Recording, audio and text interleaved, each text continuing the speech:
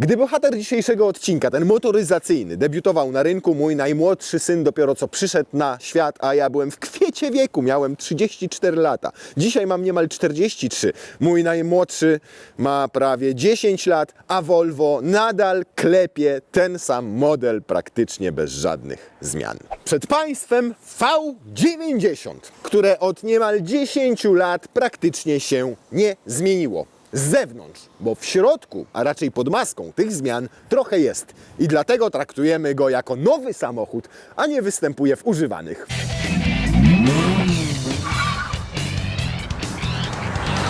Dobra, po drodze miało jakiś tam lifting w 2020 roku, po ponad 4 latach od rozpoczęcia produkcji. I wiecie, co wtedy w nim zmieniono? Atrapę tutaj, tą, znaczek troszeczkę i w zasadzie to wszystko. Więc to jest trochę jak w tym dowcipie. Jak przychodzi żona do domu, mąż pyta, gdzie byłaś? Ona u kosmetyczki. I co, zamknięte było? Samochód segment E zdecydowanie, ponieważ długość to 494 cm, mniej więcej tyle co Audi A6, ale na przykład 12 cm mniej niż najnowsza seria 5 od BMW. Rozstaw osi 294 cm to też definitywnie go plasuje w segmencie E. Natomiast trzeba sobie jasno i wyraźnie też powiedzieć, że jak na 10-latka niemal, dokładnie 9-latka, to prezentuje się wizualnie naprawdę dobrze. Natomiast fakt, że przez 9 lat auto praktycznie się nie zmieniło wizualnie, nie oznacza, że Szwedzi, a raczej dzisiaj Szwedo-Chińczycy nie wprowadzali w nim zmian. Owszem, pierwszą jaką wprowadzili, to przeniesienie produkcji ze Szwecji do Chin, ale paradoksalnie to pomogło. Pomogło, ponieważ zmieniono bardzo dużo tutaj pod maską. Od tego roku V90 możecie mieć wyłącznie z silnikiem hybrydowym plug-in, z napędem hybrydowym plug-in. O, jest tu, przepraszam, na żółto. Owszem, wcześniej też V90 miała wersję PHEV. Problem polegał na tym, że ten PHEV był, i trzeba to głośno i wyraźnie powiedzieć, po prostu zły. Bardzo dużo palił, miał mały zasięg. Ten silnik spalinowy z elektrycznym fatalnie ze sobą współpracowały. Nie wiadomo było w ogóle, jak to jeździ, po co to jeździ przede wszystkim i nikt nie chciał tego kupować. Teraz PHEVa zmodernizowano, wycofano całkowicie z polskiego rynku benzynową wersję i wersję diesla i teraz można mieć tylko jednego z dwóch PHEVów, albo T6, albo T8. W naszym wypadku to T8, ale te dwa, T6 i T8 różnią się między sobą tylko mocą silnika spalinowego. Silnik spalinowy jest ten sam. W T6 ma 253 konie, w naszej T8 ma tych koni 310 i 400 Nm. Silnik elektryczny w obu, i w T6 i w T8 jest dokładnie ten sam, ma 145 koni mechanicznych i 309 Nm. I uwaga, to jest moc systemowa. 455 koni i 709 Nm. Sumowano tutaj moc silnika spalinowego z silnikiem elektrycznym. Inaczej niż jest na przykład w hybrydach Audi, w hybrydach BMW pluginowych albo w hybrydach Toyoty i Lexusa, gdzie wspólnie mocy silnika elektrycznego i spalinowego nigdy się nie sumuje, tylko jest coś takiego jak moc systemowa wynikająca z tego, kiedy jaki silnik osiąga moment obrotowy maksymalny i moc. Dlaczego tak jest w przypadku Volvo? Ano, dlatego, że wywalono tutaj cały wał napędowy, który miałby przenosić moc na tył z silnika z przodu. W miejsce tego wału wstawiono akumulator. Akumulator ma nominalnie 18,8 kWh pojemności, a takiej użytkowej, na której możecie przejechać jakiś dystans tylko na prądzie, prawie 15 kWh. Mówiąc krótko, za napęd tyłu odpowiada ten silnik elektryczny stosunkowo mocny, bo 145 koni i 309 Nm, a za napęd przedniej osi odpowiada wyłącznie silnik spalinowy, dlatego można było te moce połączyć, te newtonometry połączyć i mamy łącznie 455 koni i 709 Nm. I w trybie elektrycznym tylnonapędowe Volvo V90, bo dopiero w momencie, kiedy jedziemy jak hybrydą, to pracuje i elektryk z tyłu, i silnik spalinowy z przodu. Do tego klasyczna skrzynia 8-biegowa automat, która odpowiada za napęd, oczywiście za przekazywanie mocy z tego silnika spalinowego, czyli naprzód. Bo jak jedziecie w elektryce, to skrzynia nie pracuje, tak jak w innych pchewach, tylko macie ciągłość momentu obrotowego bez zmiany przełożeń, tak jak jest w samochodzie elektrycznym. Ciekawe, bardzo ciekawe rozwiązanie. Ładuje się to tutaj. Ładowanie z takiego domowego gniazdka, zwykłego 230 V potrwa około 7 godzin. Natomiast jak potepniecie do siły, no to ładowarka pokładowa ma tutaj około 7 kW mocy. W 3 godziny przy użyciu siły naładujecie go sobie do pełna. Ile na tym przejedziecie? Volvo twierdzi, że no w mieście to nawet prawie 100 km. No to kurna, powiem Wam, przede wszystkim musi być 20 albo 21 stopni na zewnątrz, wyłączona klimatyzacja, i musicie jechać jak ostatnia. W rzeczywistości, w takich letnich warunkach, ten zasięg w mieście to będzie 70-80 km, tak jak teraz mamy minusowe temperatury, musimy się ogrzewać w środku, to realny zasięg przy mojej jeździe przez kilka dni to 50-60 km i tak bardzo dobrze jak na plugina. W pluginie nieco zmniejszył nam się bagażnik w porównaniu z wersjami spalinowymi, ale to zmniejszenie pojemności wynika z tego, co mieliśmy pod podłogą, bo tam jeszcze była dodatkowa przestrzeń, a tutaj mamy ten silnik elektryczny, nie baterię, tylko silnik elektryczny. Tu znalazło się w związku z czym miejsce na zestaw naprawczy, jakieś klucze, jakieś tam pierdołki. Tutaj jest taka wanienka, nie wiadomo na co. Oprócz tego mamy fajną roletę, bo ona się elektrycznie, zobaczcie, zaciąga w momencie, kiedy zaczynamy zamykać samochód, a jak otwieramy, no bagażnik, no, przepraszam, i co? I teraz nie pojedzie? O, jest, jedzie. To roletka jedzie w górę, podobne rozwiązanie jak na przykład w Audi, ale oczywiście też można ją ręcznie sobie złożyć. Jak ją ręcznie złożymy, to co? Mamy tu kabel, mamy tutaj siatkę oddzielającą przestrzeń pasażerską od przestrzeni bagażowej, to nam nie będzie potrzebne. Mamy uchwyty do mocowania siateczki, tutaj, tam z tyłu, tutaj bardzo sprytny taką półeczkę, która oddziela nam na przykład tam część bagaży od bagaży, które mamy tutaj, choćby zakupów. Tu bardzo fajne gumeczki, którymi mniejsze siatki z zakupami, butelki możemy sobie też przymocować. 2 haczyki w tym miejscu, gniazdko zapalniczki, a raczej gniazdo 12V po prostu. Tu 2 haczyki, tu 2 haczyki, ładnie obite, fajne, estetyczne, tak jak powiedziałem, 488 litrów. Zamiast 560 w wersji benzynowej nie ma niestety żadnych cięgień do składania oparć kanapy, więc trzeba to zrobić z tamtej perspektywy tylnej kanapy. Szkoda, że nie jest dzielona ta kanapa, to oparcie w proporcjach 40-20-40, jest jedynie taki mikry, naprawdę mikry otwór na narty, jedna para, jak tędy przejdzie, to absolutnie wszystko, no przynajmniej mogłoby to być, mówię, 40-20-40 i środkowa część składana, albo większy ten otwór, żebyście mogli sobie w tym bagażniku przewieźć 2 pary nart, albo 3, a nie tylko jedną. To teraz zobaczmy, jak to będzie z bagażami wyglądało. No i tak, na wysokość widać już, że nie wejdzie nam to. Trzeba to położyć w ten sposób. Druga jeszcze wejdzie i wygląda to tak. Jak zasuniemy roletę, teraz nie zasuniemy, ponieważ trzeba by zacząć zamykać klapę bagażnika, żeby sama się zasunęła. No to jak widzicie, tu jeszcze jest trochę miejsca na jakieś plecaki, na jakieś miękkie torby i tak samo tutaj na górze. No ale żeby przewieźć nieco więcej bagażu, szczególnie takich dużych walizek, to musicie zdemontować roletkę i teraz można zacząć to sobie ustawiać w ten sposób. 1, 2, 3, 4, 5 i jeszcze nawet coś by nam tutaj weszło. No tak powiem Wam, na docisk, natomiast widoczność pozostała do tyłu.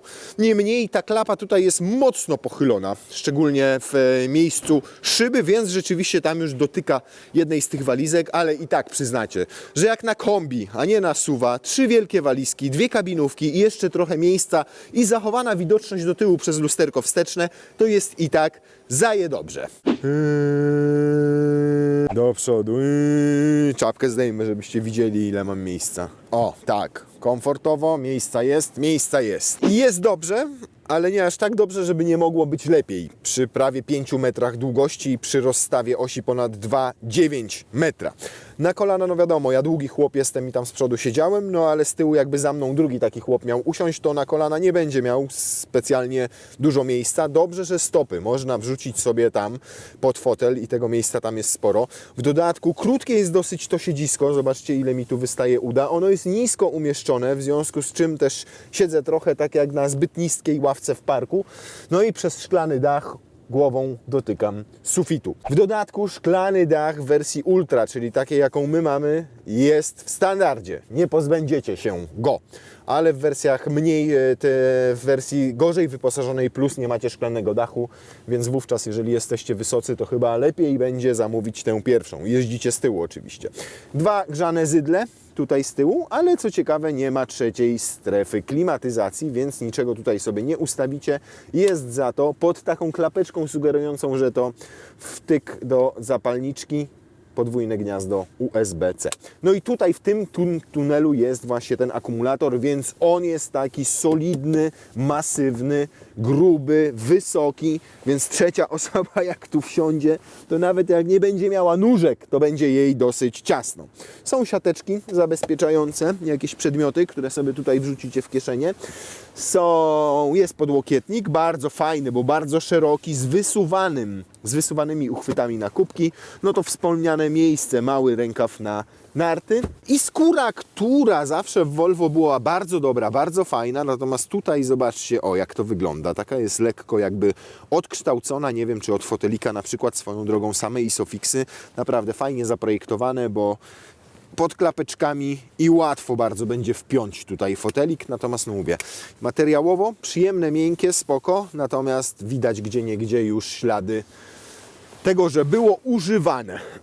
Bardzo, naprawdę bardzo dobre wykończenie. Szczerze, na tle tego, co dzisiaj nawet niemieckie marki premium oferują, jeżeli chodzi o jakość materiałów i ich montażu, to Volvo teraz wydaje się bardziej premium niż one. Mówię tu o nowych modelach, choćby BMW czy Mercedesa. Mięciutko, fajnie, przyjemnie tutaj, drewienko prawdziwe, ślicznie Bowersa Wilkinsa wkomponowane te głośniki z satynowymi, takimi srebrzonymi maskownicami. No wszystko to wygląda ekstra. Powiem Wam, że nawet to tutaj jest miękkie. I nawet to tam z tyłu jest miękkie. To nie jest plastik, tylko to tak jakby zostało syntetyczną skórą tam obszyte, więc naprawdę wow. I to samo tyczy się przednich drzwi. Zobaczcie, tutaj prościutki, ładny szef. To też sprawia wrażenie, jakby było prawdziwą skórą. To drewienko, wstaweczka. Owszem, jest to już lekko oldschoolowe. Taki panel Volvo to ja widziałem już ze 20 lat temu w pierwszych S80 i taki pozostał, ale przynajmniej jest to łatwe w użytkowaniu. Fajnie klika. Wszystko jak dotkniecie, to się otwiera. Nawet ten dźwięk otwieranej szyby jest tutaj taki specyficzny, delikatny. No i znowu, mięciutko, fajnie, przyjemnie. Tutaj nawet jest wygumowane, słuchajcie, to dno tej kieszeni w drzwiach. Ja ciekaw jestem, czy w ogóle tego nie można na przykład wyciągnąć sobie, żeby to wyczyścić. Oczywiście. Wyciągacie, czyścicie. Rzadko spotykana rzecz. I zobaczcie, tam macie też taką specjalną plastikową wkładkę, żeby to idealnie pasowało. I bardzo ładne fotele w stylu Volvo. Ładne, bo ja lubię ten kształt, są super ergonomiczne i super wygodne, natomiast też już zobaczcie, tutaj 6000 km ma nasz egzemplarz i już jest delikatnie pomarszczona ta skóra, tutaj jest delikatnie pomarszczona również. No, ale to nie powinno bardziej postępować, takie przynajmniej mam nadzieję, natomiast no nie wygląda to już super dobrze i estetycznie. Nie do końca natomiast podoba mi się ilość piano tutaj, to jest pierwsza rzecz, bo nawet ta roletka tutaj zakrywająca uchwyty na kubki jest piano i tu po prostu wszędzie widać kurz, a z biegiem czasu też pewnie będzie widać niestety ryski. Trudno będzie to zabezpieczyć jakąś folią, bo to jest bardzo nieregularne kształty, to nie jest jedna płaszczyzna, tylko tu wgłębienie, tutaj zagięcie, tu znowu wgłębienie, tutaj to się przesuwa, tutaj rancik, tu wykończenie srebrnym, więc tak jak mówię, zabezpieczenie tego będzie trudne. Druga rzecz, która mi się nie podoba, no to jednak minimalizm, jeżeli chodzi o przyciski. Tutaj możemy tylko sobie zwiększyć głośność, zmniejszyć, zapauzować ewentualnie muzykę, tudzież ją dalej puścić, przerzucić przód, tył, włączyć światła awaryjne, ogrzewanie przedniej albo tylnej szyby i to wszystko całą resztą steruje się tutaj, z tego systemu multimedialnego, który od jakiegoś czasu jest oparty na systemie Android Automotive OS. Ma swoje zalety, takie jak choćby to, że nie musicie absolutnie korzystać z Apple CarPlaya albo Android Auto, bo jak się zalogujecie, to macie na przykład Google Maps ze swoimi wszystkimi wszystkimi ulubionymi destynacjami i korzystacie z tego, tak jak z Google Maps na telefonie, czy właśnie w Apple CarPlay i Android Auto. Możecie instalować sobie aplikacje, takie jak Spotify, które też minimalizują konieczność używania telefonu w aucie. Nawet YouTube'a macie, którego możecie sobie oglądać, ale tylko na postoju. Natomiast wadą jest to, że cały ten system powoduje, że musicie, chcąc zmienić jakieś ustawienia samochodu, wchodzić w ustawienia. I dopiero jak wejdziecie w ustawienia, to możecie zmieniać sobie tryby jazdy na przykład. Nie ma do tego oddzielnego przycisku. Co więcej, skrótów z takich rzeczy jak tryby jazdy nie da się wyciągnąć tutaj na ten główny ekran. Na nim możecie sobie jedynie przestawiać te ikonki, które są wbudowane w samym Android Automotive. Więc ma to i wady, i ma to zalety. Nawet klimatyzacja, jeżeli chcecie ją ustawić, no to musicie tutaj klikać, włączać albo wentylację foteli, albo ogrzewanie foteli, albo ogrzewanie kierownicy. Jeżeli coś chcecie zmieniać w klimatyzacji, to też to wciskacie. W dodatku ten ekran nie jest jak w nowych autach, takim ekranem jakby bezramkowym, tylko ma taką wystającą ramkę i jak coś jest tutaj na przykład w rogu, to naprawdę nie jest tak super łatwo w to trafić. Tutaj ustawienia od strony pasażera łatwiej, ale na przykład te klocuszki tutaj, które nas do głównego menu kierują, już się wciska znacznie trudniej. Zegary mamy cyfrowe, i one mają tylko jeden układ, taki jak teraz widzicie, ale też nareszcie poprawiono wygląd komputera pokładowego, bo proszę, klikacie i łatwo może macie podgląd pod to, ile przejechaliście, jakie było zużycie paliwa, możecie to wyzerować, możecie to zamknąć. Super jest to, że jak macie mapy Google'a tutaj włączone i prowadzenie do celu i ten przycisk na kierownicy naciśniecie, to automatycznie tą mapę googlowską z prowadzeniem, z korkami, ze wszystkim macie tutaj na tym centralnym wyświetlaczu i to jest bardzo, bardzo fajne. Nie centralnym, przepraszam, tylko na zegarach. Oprócz tego w naszej wersji jest jeszcze head-up display tutaj, ale on jest w takim starym stylu.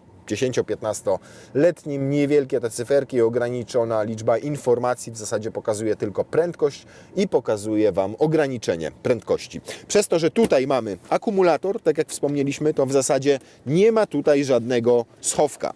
Nic nie ma. Tu jest tylko półeczka, gdzie możecie sobie kabel wpiąć USB-C. Swoją drogą Apple CarPlay jest, ale tylko po przewodzie.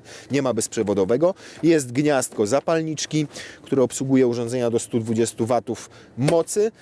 Jest to wszystko ładnie, fajnie wykonane, ale na przykład nie dość, że nie można nawet domówić ładowarki indukcyjnej, co świadczy o wieku tego samochodu, już najlepiej, to nawet nie ma miejsca na telefon jako taki. Albo musicie sobie zainstalować uchwyt, ewentualnie na mój telefon idealnie pasuje tutaj to miejsce, gdzie są uchwyty na kubki, wtedy jeszcze dosuwam sobie roletkę i on świetnie się tutaj trzyma, no ale to oczywiście gra rolę przy tym to, w jakim rozmiarze macie telefon. Mój mały akurat nie jest, mniejsze będą tutaj pewnie bardziej latały.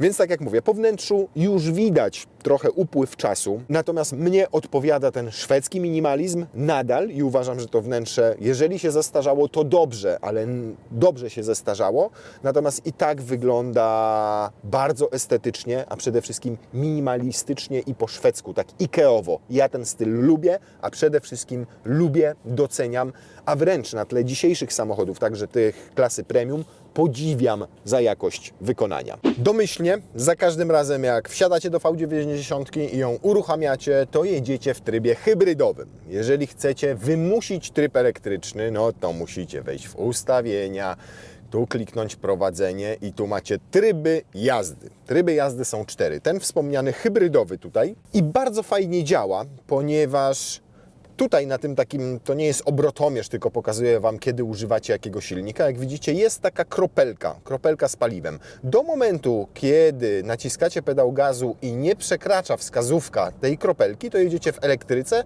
Jak tylko wyjdzie poza kropelkę, to włącza się ten silnik spalinowy. Włącza się praktycznie niezauważalnie. I teraz, jak widzicie, jest cały czas włączony, bo ta kropelka jest tutaj równiutko pomiędzy mocą a odzyskiem, ale za chwilę się znowu ten silnik spalinowy wyłączy i będziemy w trybie elektrycznym. Pozostałe 3 tryby to Polestar, czyli już wtedy pracują oba silniki, faktycznie macie obrotomierz, jak widać, i to jest maksimum mocy, maksimum momentu obrotowego, pracuje elektryk z tyłu, pracuje silnik spalinowy i macie 455 koni mechanicznych. Pure no to wymuszacie tutaj zdecydowanie napęd elektryczny na samochodzie. A co ciekawe, teraz w ogóle nie mogę wejść w piór, nie wiem dlaczego, prawdopodobnie mam zbyt mało energii, ale jeszcze pokazuje mi zasięg 9 km. Dobra, to wejdziemy sobie w tryb ładowania, żeby troszkę podładować tą baterię. W standardzie są normalne amortyzatory, wielowahacz, natomiast tutaj mamy z tyłu, tylko z tyłu, pneumatykę. Ta pneumatyka jest samopoziomująca, czyli zależnie od tego, jak macie załadowany bagażnik, to samochód się sam poziomuje, natomiast z przodu nadal mamy amortyzatory tylko aktywne. I samochód jest mega komfortowy z tą pneumatyką z tyłu. On tutaj nawet nie przejeżdża, tylko przepływa po tej drodze. Wyciszone jest świetnie to zawieszenie w nim. Tutaj nie słychać ze środka absolutnie żadnych dźwięków. Super jest odizolowany. I ja, jako kierowca i pasażerowie od tego, co dzieje się na drodze. To pływanie tego auta niestety ma też swoje wady, bo układ kierowniczy jest dosyć ślamazarny, taki ospały. Dlatego celowo mówię, że ten samochód nie jedzie, tylko on bardziej płynie. A jak płynie, no to wiadomo, że to jest tak jak jacht, czyli macie komfortowo, was buja delikatnie, uśmierza każdy was ból, każdą dziurę w drodze idealnie wybiera, natomiast prowadzenie przez to jest takie lekko maślane. Też prowadzi się go trochę jak jacht. To nie jest tak, że coś niebezpiecznego się dzieje, że coś budzi wasze zastrzeżenia, że czujecie się niepewnie. Natomiast to nie jest charakter prowadzenia samochodu takiego spójnego, sprężystego. Te nowsze Volvo, na przykład XC40 czy nawet XC60 są takie bardziej zwarte w prowadzeniu. Tutaj to jest definitywnie komfort. Fajna rzecz. Te cyfrowe zegary już Wam pokazywałem, że na przykład właśnie mają ten komputer pokładowy, te mapy mogą bardzo ładnie, estetycznie i czytelnie wyświetlać, ale też na przykład jeżeli chcecie wyłączyć obowiązkowe od jakiegoś czasu ostrzeżenie o przekroczeniu prędkości, to nie musicie na szczęście wchodzić w menu, zagłębiać się, tylko robicie to po prostu tak. Jedną tą strzałeczką i już wyświetla się komunikat, że ostrzeżenie o ograniczeniu prędkości zostało wyłączone. Drugi plus, jaki ma takie rozwiązanie, jakie zastosowało Volvo, to taki, że nie ma tutaj zmiany przełożeń, już Wam o tym mówiłem. Czyli ten silnik elektryczny, który jest na tylnej osi, nie jest w żaden sposób sprzężony, połączony ze skrzynią automatyczną 8-biegową, jaka tutaj jest, w związku z czym to przyspieszenie jest płynne. W innych pchewach, które mają klasyczne automaty, ale ich układ jest inny, czyli silnik spalinowy, elektryczny, skrzynia biegów i rozdział momentu pomiędzy przednią a tylną osią, jest tak, że nawet jak jedziecie tylko na elektryce, to czujecie zmianę przełożeń. W dodatku ta zmiana przełożeń jest dosyć długa przy napędzie elektrycznym, dłuższa niż przy napędzie spalinowym czy hybrydowym. A tutaj jak w elektryku, płynnie rozwijany cały czas ten moment obrotowy, ta moc non-stop, nie ma żadnych przerw. No i 145 koni, 309 Nm naprawdę podczas tego przyspieszania czuć. Sprawnie bardzo jedzie na samej elektryce. Konstant AWD, no to jest trochę podobny jak Polestar, czyli cały czas macie włączony ten silnik z tyłu i silnik z przodu. Zresztą widzicie, o tutaj wtedy też wyświetla się w tym trybie ten obrotomierz, ponieważ oba silniki pracują równolegle. Oczywiście nie rozładujecie całkowicie tego akumulatora, który jest tutaj do zera.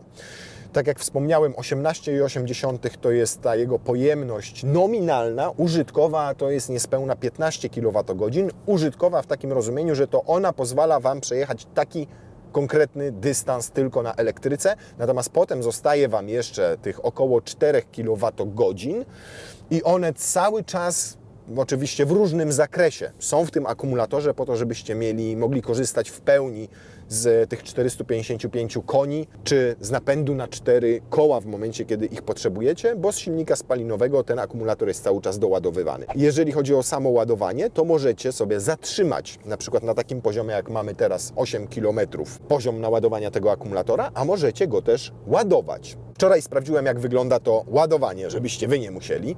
No więc na dystansie 40 km na autostradzie przy prędkościach 130-140 km na godzinę doładował się na jakieś 6, 9, 12 km.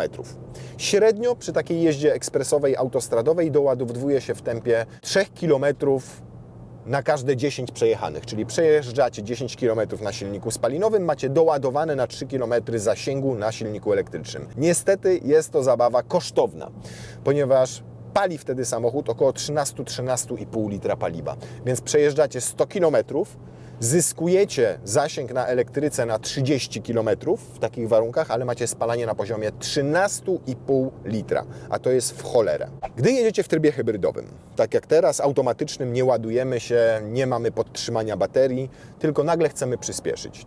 Uwaga, wbijam nogę w podłogę, prawą, na gazie.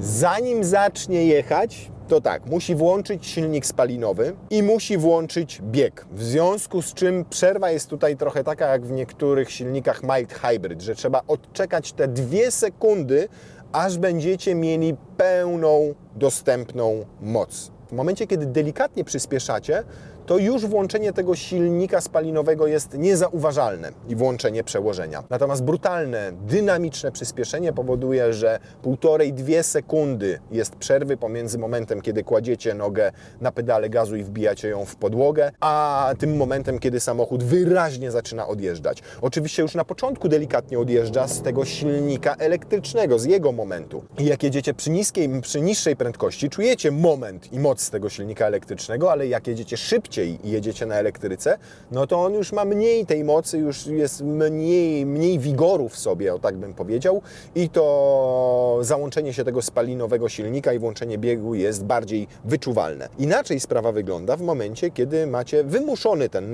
napęd hybrydowy, czy to w trybie właśnie ładowania, albo w trybie zatrzymania, albo w trybie Polestar. No to wtedy to jest generalnie każde położenie nogi na pedale gazu, no to on od razu zaczyna odjeżdżać. Kiedy pracują te silniki razem, jest włączony spalinowy, działa sobie elektryczny, jest zapięta skrzynia biegów, no to w każdym momencie macie od razu odjazd. I przyspieszenie od 0 do setki to 4,8 sekundy. I chwali się Volvo, że to nawet lepszy czas niż Panamera 4, która robi to w 5 sekund. No ale w Panamerze pojedziecie maksymalnie 280 na godzinę, a Volvo zrobiło auto, które robi setkę w 4,8 sekundy, ale ma jednocześnie prędkość ograniczoną do 180 km na godzinę i nawet prędkościomierz wyskalowany tylko do 200. Realnie na samym prądzie, przy maksymalnie naładowanym akumulatorze, ja w takich warunkach zimowych, gdzie temperatura jest w okolicach 0, jestem w stanie przejechać nim około 50 km. Latem z pewnością będzie to 10, może 20 km więcej. Po mieście ok, myślę, że 80 jest osiągalna.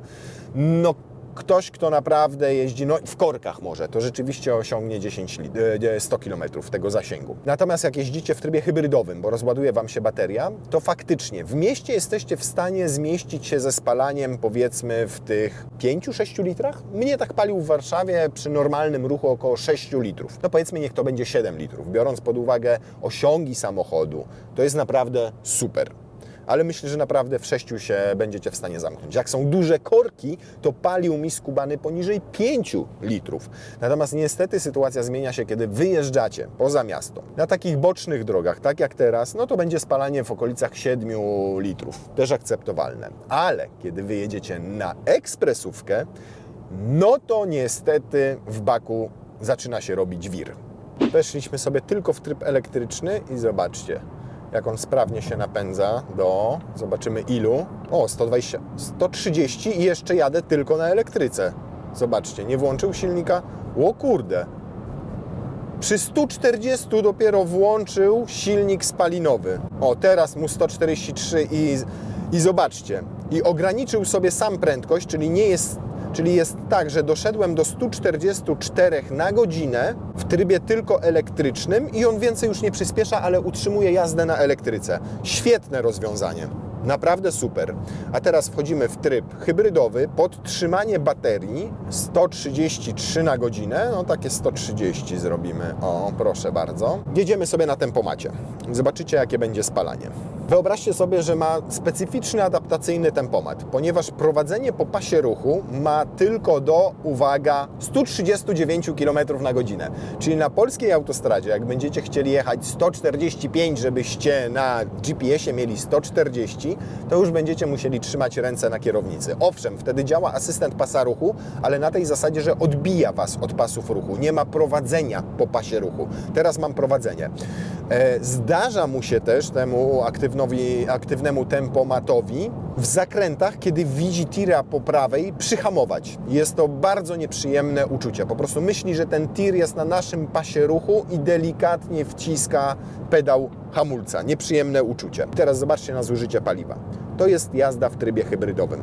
I wczoraj go sobie rozładowałem całkowicie celowo i sprawdziłem przy różnych prędkościach, ile pali. Minimum przy 120 km na godzinę przy rozładowanym akumulatorze to jest 9 litrów. Bardziej bym obstawił nawet 9,5 powiedzmy. Sporo.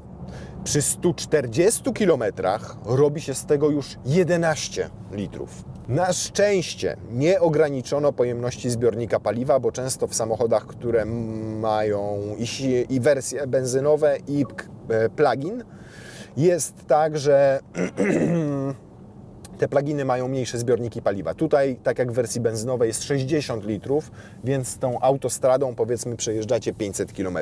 Ale 11 litrów przy 140 na godzinę, i to licznikowych, to jest naprawdę spora wartość. Spora pomimo tego, że masa urosła nieznacznie, bo względem benzynowego B5 tylko 160 kg. A to efekt tego, że owszem, akumulator jest duży, doszedł silnik elektryczny, ale na przykład cały wał napędowy usunięto i sprzęgło Haldex, które przenosiło tam napęd na tył w wersjach benzynowych AWD. Natomiast tutaj nie ma tego, dorzucono akumulator, więc wzrost masy to nie jest powiedzmy 200-250 kg, jak jest zazwyczaj w pluginach, tylko 160. A mimo to spalanie jest niestety dosyć wysokie. No dobra, niestety pomiaru musimy dokonać przy użyciu klasycznego stopera, ponieważ zostawiłem dragi w chacie. No ale to jest Volvo, to nie jest Porsche ani BMW M3, żebyśmy musieli tutaj się bawić w takie niuanse, tam pół sekundy w tą czy w tą nie zrobi różnicy. To najpierw tryb hybrydowy. D, tak, start. 50, 80, 100, 101 było. 12,96. No, mnie zmierzyło 12,96, a silny miał taką aplikację ściągną, która nazywa się Race Timer. Ona operuje GPS-em zamontowanym w telefonie i wyszło 12,3 sekundy. Więc jeżeli to jest prawda, to naprawdę w trybie elektrycznym jest mega sprawny. A teraz zweryfikujemy to, sprawdzając, jak przyspieszy w trybie hybrydowym, a w zasadzie w trybie Polestar. Czyli oba silniki będą pracowały jednocześnie i według producenta to powinno być 4,8. Jezus Maria, ile tu mocy! Ależ ja pierniczę, jak ładnie zmienił szybciutko bieg. Jop twoju. No, mnie wyszło 5,1. Ciutkę później wcisnąłem już, jak on się odbił nieco, a na silnego wyszło 4,6. Więc 4,6, 5,1, średnia to jest 4,8 i dokładnie w tyle Volvo V90 przyspiesza do setki i naprawdę robi to zacnie. Odpycha się przepięknie, natomiast powiem Wam, że nie można go w ogóle, ma tyle tej mocy, tyle tego momentu, że nie można go przytrzymać na hamulcu. Nie ma takiego klasycznej procedury startu. Zaskakująco dynamiczny. Tylko problem polega na tym, że Volvo w ogóle Was nie zachęca do takiej jazdy. Rzadko będziecie wciskali w nim gaz w opór, bo po prostu ze względu na zawieszenie, na układ kierowniczy, na samo wnętrze, na jego taką przyjemną atmosferę, jaką wokół Was tworzy, to wcale nie macie ochoty zapierdzielać tym samochodem. I mnie najprzyjemniej się nim jeździ, jak sobie jadę delikatnie, zgodnie z ograniczeniami prędkości, no powiedzmy 140-150 na autostradzie. Ono wtedy świetnie izoluje Was od świata zewnętrznego, jest komfortowe, jest mięciutkie, jest przyjemnie, zajebiście gra, fotel Wam, chyba tutaj nawet masaż mam, słuchajcie, a właśnie, bo ja mam, proszę, włączacie sobie masażyk i wtedy ugniatanie i ten masażyk Was ugniata i jest naprawdę zajebiście. Same fotele też mają tutaj mnóstwo możliwości ustawień, boczki pompowane, na przykład siedzisko wysuwane, czy tutaj właśnie lędźwie można sobie ustawić i dzięki temu ten fotel jest tak wygodny. On jest opcjonalny, kosztuje z tymi masażami, z wentylacją ponad 10 000 złotych. O jednej fajnej rzeczy jeszcze Wam nie powiedziałem, jeżeli chodzi o sam układ napędowy, ten hybrydowy. Czy jedziecie w hybrydowym, czy jedziecie w pure, czyli elektrycznym, to możecie sobie skrzynię biegów wrzucić w B. I wtedy macie one pedal, jak w elektryku, czyli każde zdjęcie nogi z pedału gazu oznacza, że samochód rekuperuje i to rekuperuje do zatrzymania. Możecie wyeliminować całkowicie konieczność naciskania pedału hamulca. Działa to naprawdę świetnie. Więc nie ma łopatek, nie można regulować tą rekuperacją. Może brakuje mi jedynie automatu, taki jak na przykład pchewy Audi mają, że zdejmuje nogę z pedału gazu, a samochód czuje, czy coś przed nim jest, czy nie, czy zbliżamy się do ronda i sam decyduje, czy włączyć rekuperację, czy nie. Tutaj macie tylko do wyboru. Natomiast ja One Pedal lubię, bo znam go z Tesli i w zasadzie w Tesli tylko jego używam. 99,9% czasu jeżdżę, nie naciskając w ogóle pedału hamulca tego fizycznego. Ale plus za to, że naprawdę można sobie wybrać. Natomiast jak macie D normalnie, a nie B, no to oporów toczenia nie ma tutaj praktycznie żadnych. Zdejmujecie nogę z pedału gazu i zobaczcie, jak powoli spada prędkość. Cena. Powiem Wam, że nie wiem, czy szalałbym z T8, bo ta słabsza wersja T6 ma dokładnie ten sam silnik elektryczny, więc na elektryce będzie równie sprawna, a benzynowy tam ma 253 konie, czyli niecałe 60 mniej niż ten. Przyspieszenie do setki też jest niezłe, bo wynosi, jeżeli się nie mylę, 5,6 sekundy do setki. Jak na Volvo, to i tak petarda i w zupełności Wam to wystarczy. Tylko że różnica w cenie jest niewielka, ponieważ to 10 tysięcy złotych. Większa różnica jest taka, że tamtą wersję T6 możecie mieć za 300 tysięcy w podstawie, w core wersji wyposażenia, a wersja T8 w tej core nie występuje. Więc macie taki wybór, jeżeli chcecie najtańszego plugina od Volvo, to bierzecie najtańszą T6, bo jeżeli macie wziąć droższą, no to wiadomo, lepiej dychę dopłacić i mieć T8 z wyposażeniem albo Plus, albo tak jak nasza Ultra. No i ta Ultra już naprawdę ma i head-up, ma szklany dach, ma nawet reflektory aktywne, LEDowe, z doświetlaniem zakrętów i z wycinaniem poszczególnych samochodów na przykład, po to, żeby doświetlić Wam pobocze. I ona kosztuje już prawie 350 tysięcy złotych. No i fajnie byłoby mieć jeszcze Bowersa, 15 tysięcy złotych. Fajnie byłoby mieć takie fotele z masażem, dyszka. I jesteście tak w stanie dobić do 400 tysięcy złotych, ale umówmy się, myślę, że za 400, a nawet biorąc plusa, tylko dorzucając do niego sobie na przykład Bowersa Wilkinsa, bo na przykład nie potrzebuje aktywnych LEDów, albo szklanego dachu, albo wyświetlacza head-up, to tam różnica jest 15 tysięcy złotych. Za to biorę sobie Bowersa, dorzucam sobie fotele i mam cenę 350-360 tysięcy złotych za V90 T8. Na tle konkurencji takiej jak Mercedes czy nowa piątka BMW, jest to naprawdę przyzwoita kwota, tak bym powiedział. Auto ma swoje lata, owszem, ale zostało super dopracowane. Bardzo podoba mi się jakość jego wykończenia. Z tyłu duży bagażnik, kanapa tylna dla dzieci albo osób mniejszej postury, jeżeli na dłuższe dystanse jadą. Jeżeli są takich gabarytów jak ja, no to na krótkich będzie im dobrze, na dłuższych się nieco umęczą. Jakość wykonania i materiałów, petarda, nieosiągalna dzisiaj dla wielu producentów z klasy premium. Jest tutaj po prostu wszystko tak, jak być powinno w tej klasie i za te pieniądze i za to cenię Volvo. Za Bowersa Wilkinsa, a dodatkowo naprawdę za ten napęd, bo to jest świetny plugin. Rewelacyjnie rozwiązali go tutaj Szwedo-Chińczycy. Spory zasięg na samym prądzie.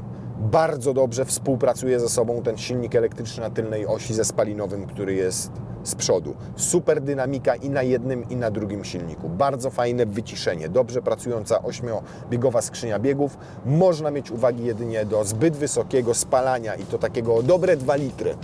Przy prędkościach autostradowych i ekspresowych, bo na bocznych drogach i w mieście po rozładowaniu baterii będzie naprawdę super. Generalnie bardzo udane auto. Patrzę na nie i pomimo, że skończyło 9 lat, to nadal jest warte zakupu jako nowe.